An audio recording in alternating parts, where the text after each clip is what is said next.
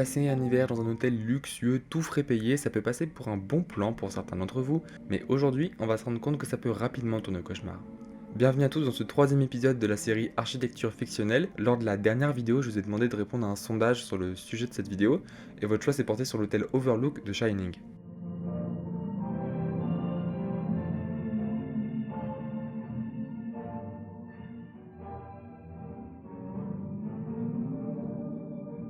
Je suis très content de ce choix, c'est un sujet qui me passionne, j'ai toujours adoré le film, l'hôtel, et c'est un hôtel qui a marqué l'histoire de la littérature et du cinéma. Ça a été un vrai challenge de réorganiser les plans de l'hôtel pour vous offrir une nouvelle vision, tout en respectant l'ambiance d'origine de l'hôtel. On se retrouvera avec un hôtel plus réaliste et peut-être plus effrayant, je vous laisserai donc découvrir ça en deuxième partie de vidéo, mais pour l'instant on part sur l'analyse. Petite alerte spoiler pour ceux qui n'ont pas vu le film, même si le film a 40 ans donc c'est plus vraiment du spoil, je vous incite vraiment à le regarder d'autant plus qu'on est en pleine période d'Halloween, mais pour résumer c'est l'histoire de la famille Torrance, Jack, Wendy et leur fils Danny qui vont garder un hôtel isolé dans la montagne pendant la fermeture d'hiver, sauf que l'hôtel est entre autres construit sur un cimetière indien donc même sans être un expert en films d'horreur, vous vous doutez bien qu'ils vont rapidement le regretter. Juste avant de commencer, je précise que ici on va s'attaquer à l'hôtel Overlook dans le film de Kubrick qui date de 1980. On fera des références à l'hôtel qui est présent dans les livres ou dans les autres films ou dans les autres œuvres de Stephen King. Mais pour la grosse partie ici, on va surtout parler de l'hôtel mythique du film de Kubrick. Dans les premiers plans du film, on nous montre un hôtel isolé dans les montagnes, un bâtiment assez imposant. On devine un espace hexagonal au centre, certainement où se trouve l'entrée, et deux ailes principales de chaque côté. Déjà dans les premières secondes du film, on a une apparence très pesante, très impressionnante, qui s'offre aux visiteurs ou aux spectateurs. On devine un soubassement en pierre brute et 2-3 étages en bois qui sont couverts par une toiture assez originale.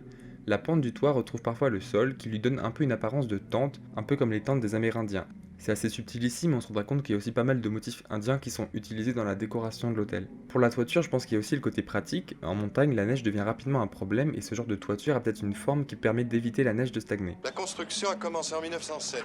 Elle a été achevée en 1909. L'emplacement est censé être situé au-dessus d'un cimetière indien et je crois bien qu'il a fallu repousser quelques attaques d'Indiens pendant les travaux. L'hôtel qui a servi de décor pour ses plans extérieurs, c'est le Timberline Lodge qui est situé en Oregon. C'est un hôtel qui a été construit dans les années 30, qui a même été inauguré par le président Roosevelt à l'époque. Ce qui est drôle, c'est que cet hôtel il a un passé un peu similaire à celui de l'Overlook. Des problèmes de chaudière, des problèmes de finances, des fermetures. On a même un mec qui s'est fait à moitié décapité par les pales d'un hélicoptère sur le parking de l'hôtel. Mais les comparaisons s'arrêtent là puisque le Timberline n'a fait que servir de décor au plan large du film. Les autres plans en extérieur ont été tournés en studio avec la recréation d'une façade qui n'est pas présente dans l'hôtel d'origine mais qui reprend les compositions des façades du Timberline. En rentrant dans l'hôtel, la première pièce qu'on voit c'est le hall d'entrée, un grand espace rectangulaire qui est quadrillé par une forêt de poteaux rouges. On a des petits coins avec des fauteuils, des canapés, un petit espace d'attente en fait. On a aussi la réception qui se situe dans cet endroit-là. On a des cabines téléphoniques et on a aussi l'entrée du bureau du directeur. On a son secrétariat et son bureau et sa fameuse fenêtre qui ne devrait pas exister. Cette fenêtre, elle m'a rien fait personnellement, hein, mais c'est juste qu'en fait, il y a un couloir qui se trouve être derrière le bureau du directeur et du coup, c'est impossible qu'il y ait une fenêtre à cet endroit-là. C'est l'une des plus célèbres incohérences de l'hôtel, mais certainement pas la seule. Quand on est un peu attentif durant le film, on a l'impression que les pièces changent de place, que les couloirs ne mènent nulle part. C'est en fait une volonté du réalisateur, Kubrick, que plutôt que d'avoir un hôtel tout vieux avec des toiles d'araignée et des portes qui grincent, ce qui fait peur que 2 minutes, faut l'avouer, il a voulu un hôtel qui avait l'apparence d'un hôtel classique dans lequel on peut se retrouver, mais qui allait nous donner un sentiment de malaise. Car inconsciemment, notre cerveau, il analyse l'espace dans lequel on se trouve, que ce soit la réalité ou quand on regarde un film. Et du coup, il se crée des repères, une sorte de carte mentale de l'espace où on se trouve, et ces repères, en fait, Kubrick s'amuse à les détruire à travers le film, de briser ces repères-là, et du coup, on a un sentiment de malaise qui naît inconsciemment, en fait. On se demande si on devient fou, on se demande si le couloir était bien là, tout ça. Ici, c'est pas du tout de la magie, hein, c'est vraiment des procédés cinématographiques qui sont liés à l'architecture de l'hôtel. Tout cet endroit est un si énorme labyrinthe qu'il me faudra tracer une piste de miettes de pain chaque fois que j'y entrerai. Vous découragez pas, Madame Torrance. C'est vaste, mais c'est rien d'autre qu'une cuisine. Et des ustensiles dont vous vous servirez jamais. J'ai toujours cru qu'ils avaient tourné les scènes du hall dans l'hôtel Ahwahnee en Californie, mais en fait pas du tout, ils se sont juste inspirés grandement de la décoration du hall pour recréer de toutes pièces un hall qui lui ressemblerait presque à l'identique. On peut très bien jouer au jeu des 7 différences entre les deux. Les décors sont quasiment les mêmes, quand on regarde bien les décors de la réception, c'est la même chose. On peut aussi comparer les murets des escaliers qui sont quasiment les mêmes, il y a juste le décor de pierre qui change. Pour la décoration, on peut évoquer le fait que tout ce qui est meubles qui ne peuvent pas bouger, que ce soit les meubles de la réception, ce genre de choses, c'est dans un style très début du siècle, 1910-1920, tandis que les autres meubles, qui se trouvent être des fauteuils, des canapés, les tables basses, ce genre de choses, eux sont plus vraiment de l'époque du film, les années 70-80, avec des petits motifs, des rayures, ce genre de choses. Votre famille visite les lieux? Non, mon fils a découvert le salon de jeu.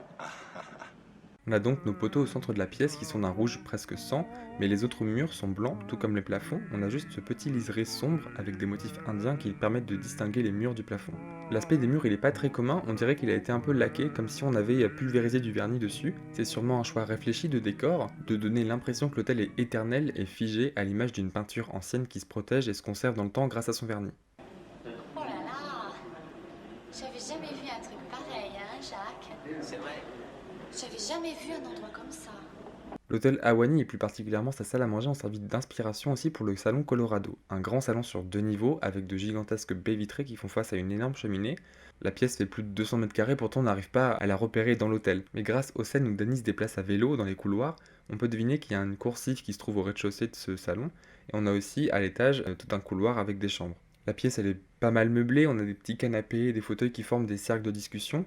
On a aussi un piano où les gens peuvent s'installer, jouer, il y a la cheminée, il y a tout genre de choses. On y retrouve aussi des photos dans un petit couloir à l'arrière de l'escalier. C'est un lieu qui est assez tranquille et léger dans l'hôtel, qu'on imagine que les clients aiment bien se balader ici, se poser ici, quand ils sont pas dans leur chambre. Il y a un côté très contemplatif, des scènes qui s'y déroulent. On a souvent des scènes qui sont liées à l'imaginaire. C'est ici que Jack travaille sur son livre, c'est ici qu'il s'enferme quasiment la plupart de son temps et qu'il exige même à ce qu'on vienne pas le déranger. Quoi que je sois en train de foutre ici, quand je suis ici, ça veut dire que je travaille. Ça veut dire n'entre pas. Tu crois que tu peux te mettre ça dans la tête? Oui. Alors pourquoi ne pas commencer tout de suite et foutre le camp d'ici? Et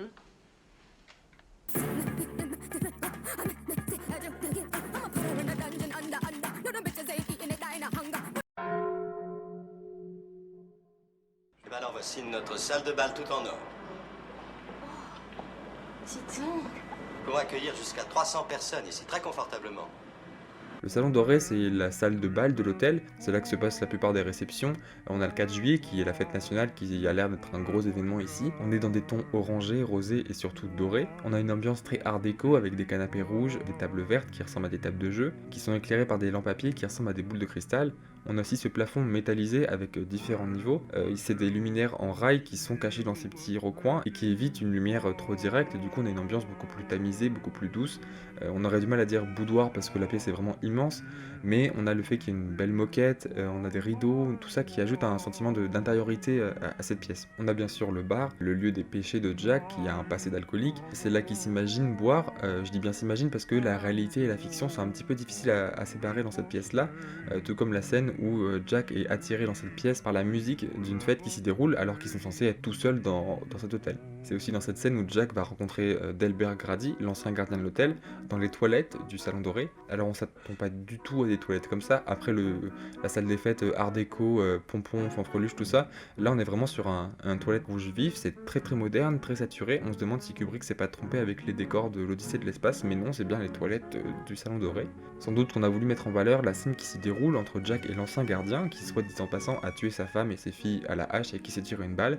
C'est sans doute ça qui a inspiré du coup la couleur des toilettes, je pense. Durant cette scène, Jack se trouve devant une série de miroirs. Le miroir, c'est une grande thématique du film, c'est quand Jack se regarde dans les miroirs du bar vide qu'apparaît Lloyd, le barman, ainsi que toutes les bouteilles sur les étagères. Lorsque Danny écrit ce mot étrange, Red Rum, qui lui traîne dans la tête depuis des semaines, c'est par un miroir que sa mère se rend compte que c'est écrit murder dans l'autre sens, meurtre. Le mythe du miroir, il est très présent au cinéma, Kubrick il a rien inventé. Dans le cinéma français, on peut aussi évoquer Claude Chabrol, qui en a un peu fait sa marque de fabrique.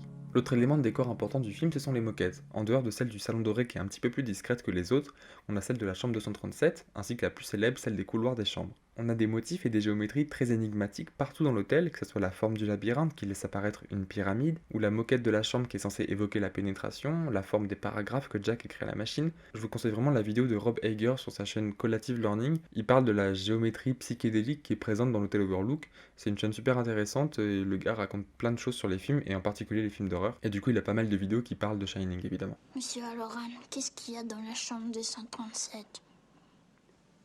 Rien du tout.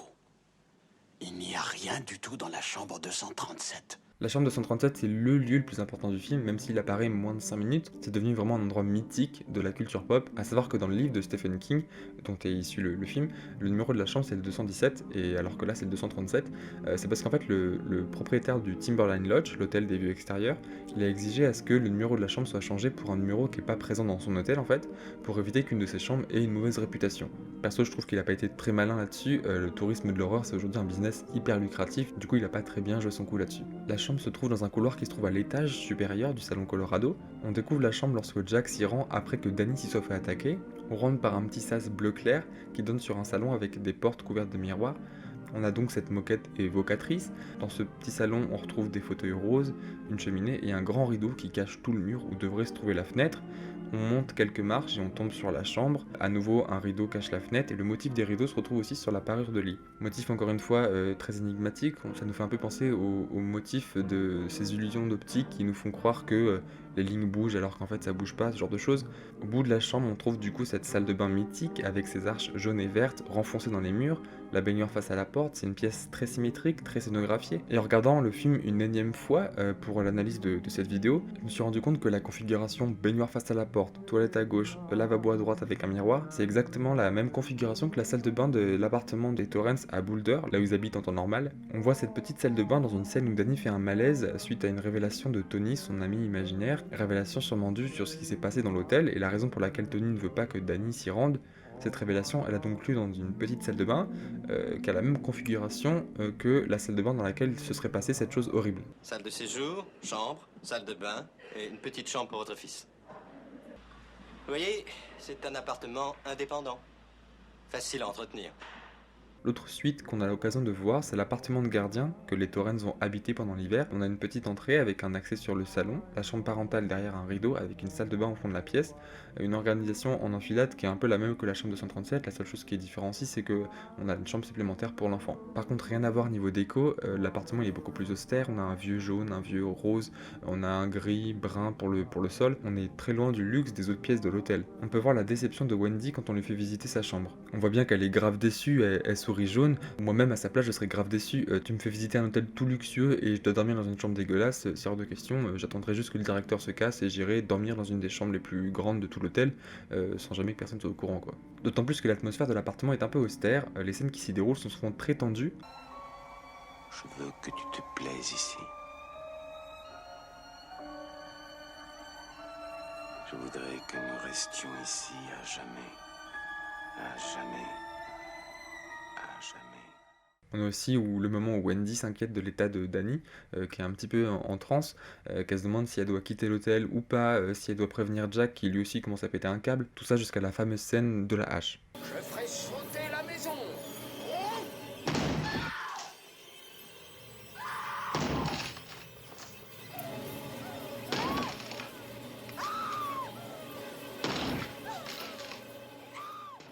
Pour les autres lieux qu'on a l'occasion de voir dans l'hôtel, on a une salle de jeu, là où Danny voit pour la première fois les deux jumelles.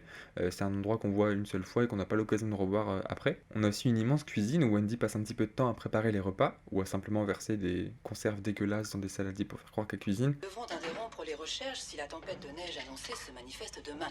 Il fait si beau à Denver aujourd'hui qu'on a à peine à croire que la neige puisse être si proche. C'est une cuisine professionnelle, très grande. On a 2 chambres froides avec un garde-manger où Jack finira par se faire enfermer. La cuisine elle est complétée par une série de coursives en fait, qui sont soit de couleur verte, soit de couleur jaune, qui sont équipées d'escaliers et qui du coup sont toutes les mêmes à chaque étage. Donc en fait ça forme une sorte de réseau de couloirs parallèles aux couloirs classiques qui permettent aux gens qui travaillent dans l'hôtel de ne pas emprunter les couloirs réservés au public et du coup d'avoir quelque chose de plus discret. On a beaucoup de lieux qui sont assez difficiles à situer dans l'hôtel puisqu'on voit rarement les personnages changer de pièce l'une après l'autre, donc on sait pas où elles sont les unes par rapport aux autres. On a aussi des endroits qui arrivent uniquement par flash, comme le couloir où il y a l'ascenseur qui se déverse, qui déverse tout le sang en fait.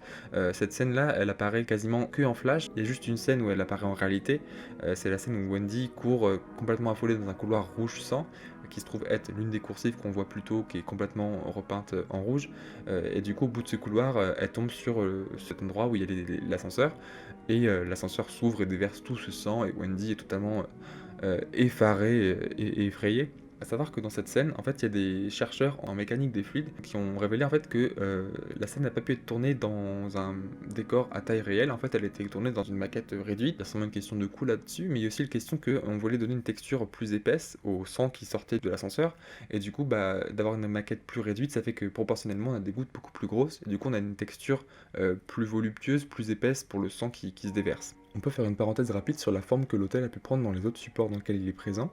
On a l'hôtel Stanley en Californie, qui est en fait l'hôtel dans lequel Stephen King a passé une nuit dans les années 70, et où, après une nuit de cauchemar assez tumultueuse, il a demandé au gérant l'histoire de l'hôtel, et il s'est révélé qu'une des femmes de chambre serait morte dans la chambre dans laquelle il dormait. Ça lui a inspiré l'écriture de Shining, qui sera du coup quasiment immédiatement adapté en film par Kubrick. Le film, Stephen King dit qu'en tant que spectateur, il trouve que c'est un très bon film, mais en tant qu'auteur, il trouve que c'est pas une très bonne adaptation de son livre. Du coup, dans les années 90, il décide de faire une mini-série en 3 épisodes sur The Shining, qui serait plus fidèle au livre, et du coup, en fait, ils ont tourné cette mini-série dans l'hôtel Stanley, où Stephen King a été inspiré vraiment de ce roman. Les autres différences qu'on peut évoquer entre le livre et le film, c'est que à la fin du livre, le bâtiment explose, l'hôtel prend feu à cause d'une chaudière dont Jack ne s'est pas occupé de la pression et qui du coup explose et prend feu, alors que dans le film, la chaudière n'explose pas, l'hôtel reste tel qu'il est. C'était du coup un challenge quand Mike Flanagan, qui a du coup réalisé le film Dr. Sleep, qui est tiré de la suite de Shining, qui est sorti en 2013, parce qu'il voulait un peu réunir les deux, le livre et le film, qui ont souvent été séparés ou mis en opposition l'un à l'autre. Du coup, à la fin de Dr. Sleep, dans le film, le bâtiment brûle pour se retrouver dans l'état dans lequel l'hôtel aurait dû être laissé dans le film de Kubrick 40 ans plus tôt. Dans l'univers de Stephen King, dans tous ses livres, on a des références parfois aux ruines de l'hôtel. Par exemple, dans le livre Misery, qui a aussi été adapté au cinéma, on a le mari d'Annie Wilkes, dont le corps a été retrouvé sur les ruines de l'hôtel qu'il photographiait quelques jours plus tôt. En réalité, c'est Annie qui l'avait tué, qui l'avait noyé dans sa baignoire, et qui avait emmené son corps sur les ruines de l'hôtel pour que personne ne se pose de questions, puisque un corps qui aurait été retrouvé là-bas, ça aurait été tout à fait logique, vu que l'hôtel est hanté. En regardant le film, on se fait tous un petit peu une carte mentale de l'hôtel. On imagine tous quel emplacement pourrait avoir telle pièce, et ce qui est assez drôle, c'est quand des gens essaient de le reconstituer, que ce soit avec des plans, on voit aussi sur Minecraft ou dans les Sims, ce genre de jeu, où les gens essaient de reconstituer l'hôtel, et à chaque fois qu'on visite un truc comme ça, à chaque fois il y a une composition différente, parce que les gens essaient de caser ce qu'ils peuvent dans ce qu'ils imaginent être la réalité. Moi-même, j'ai essayé de nombreuses fois de faire les plans de l'hôtel, mais c'est impossible. C'est impossible d'une part parce que l'hôtel qui sert de décor extérieur, c'est pas le même que celui qui a inspiré les décors à l'intérieur, mais d'une autre part parce que, comme je vous l'ai dit, Kubrick s'amuse à casser les repères, à déplacer les couloirs, ce genre de choses. Du coup, on peut pas concevoir l'hôtel Overlook dans la réalité, puisque c'est un hôtel qui est cinématographié de façon à ce qu'on soit perdu dedans. Je vais pas énumérer toutes les incohérences parce que y a des tas de vidéos qui le font depuis des années. En revanche, je peux vous proposer de visiter l'hôtel que j'ai recréé, redesigné en étant plus rationnel, d'éviter les pièces qui disparaissent, ce genre de choses. Alors bienvenue dans le tout nouvel hôtel Overlook, une bâtisse de 7 étages située dans une vallée montagneuse, tout comme l'hôtel d'origine. L'hôtel possède pas moins d'une 50aine de chambres réparties entre le bâtiment central et les 2 ailes à l'arrière du bâtiment. Le bâtiment il est facilement reconnaissable à sa toiture rouge qui ressort un petit peu dans le paysage enneigé. Le haut de la façade il est aussi ponctué de petites toitures triangulaires qui donnent un côté un petit peu plus imposant au bâtiment. Sur le parvis de l'hôtel, je me suis un petit peu inspiré de l'hôtel Stanley, l'hôtel où Stephen King avait passé sa nuit. J'ai refait un petit peu cette toiture qui protège les fenêtres du hall. Lorsqu'on rentre, on arrive dans un grand hall bien symétrique. J'ai repris les éléments de l'ancien hall. On a du coup ces poteaux rouges. Face à nous, en rentrant, on a une belle réception, bien plus symétrique que l'ancienne. Après être passé à la réception, on peut se diriger vers la droite. On tombe sur un petit couloir, un espace un petit peu tampon avec un escalier à notre droite, un ascenseur. Au fond du couloir, on a aussi des toilettes avec 2 portes de chaque côté. La porte de gauche mène à un jardin en extérieur qui mène du coup à la montagne, et la porte de droite mène vers les bureaux de la direction.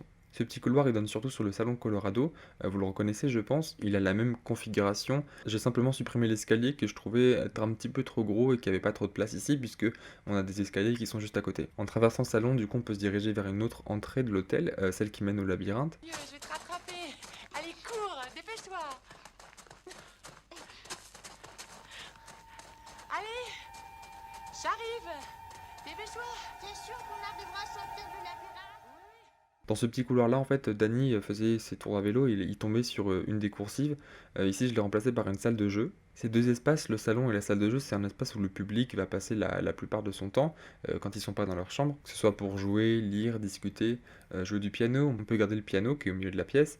Par contre, j'ai supprimé la cheminée que je trouve un petit peu trop imposante, trop grosse, que je remplace par des bibliothèques au niveau où c'est accessible par les gens, au-dessus desquelles on peut mettre des photos importantes de l'hôtel par exemple. Dans le reste de l'aile, on retrouve la partie administrative qui a une petite porte sur la salle de jeu, mais son entrée principale c'est depuis le couloir de l'ascenseur qu'on a vu juste avant. On a donc un long couloir qui est assez large, vu qu'il fait 3 mètres de large, en fait c'est aussi un endroit où on peut stocker tout ce qui est administratif, tout ça le long du couloir. Je trouve qu'il y a un petit côté maison blanche, des longs couloirs à traverser avec des fenêtres qui sont uniquement en hauteur. Ce couloir il dessert le bureau du directeur qui a 2 petites fenêtres, petites certes mais au moins celles-ci sont réalistes. On a aussi 2 bureaux supplémentaires qui peuvent servir au secrétariat ou une salle de pause pour les employés. Au bout de ce couloir on se retrouve à l'extrémité de l'aile et on a un petit bloc avec l'ascenseur et la cage d'escalier. Les deux ailes ont la même configuration à l'extrémité, ce qui évite de faire des kilomètres pour monter dans les étages.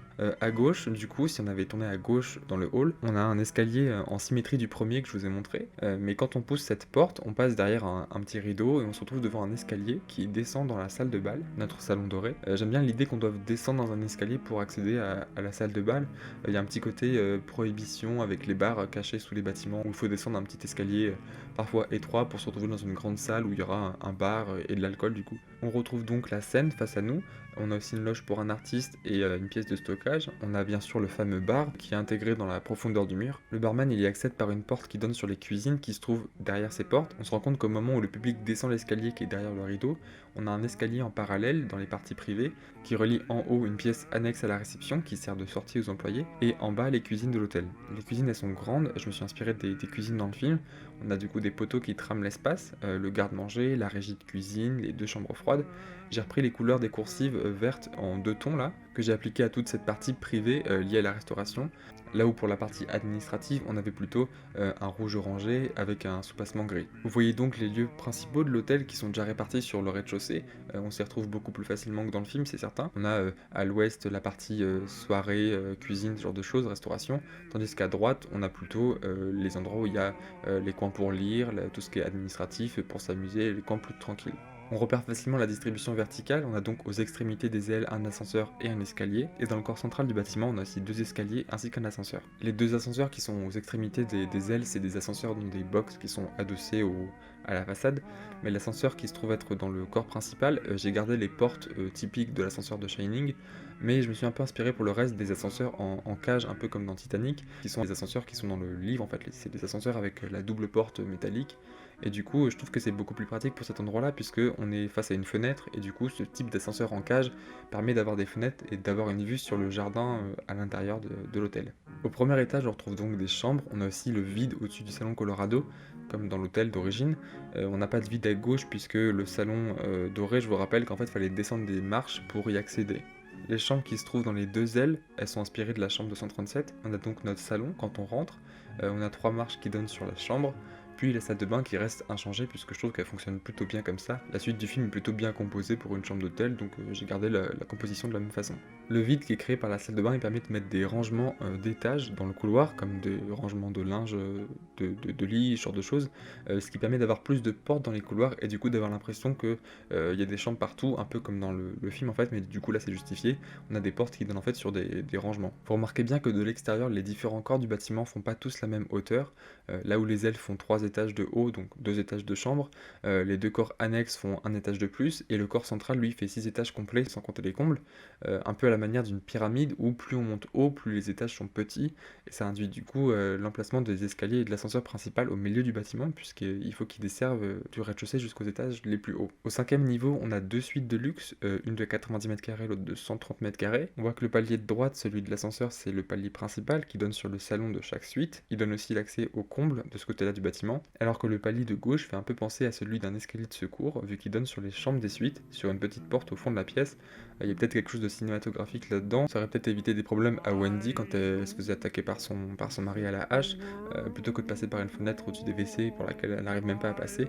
Une porte au fond de la chambre, ça aurait peut-être été pratique.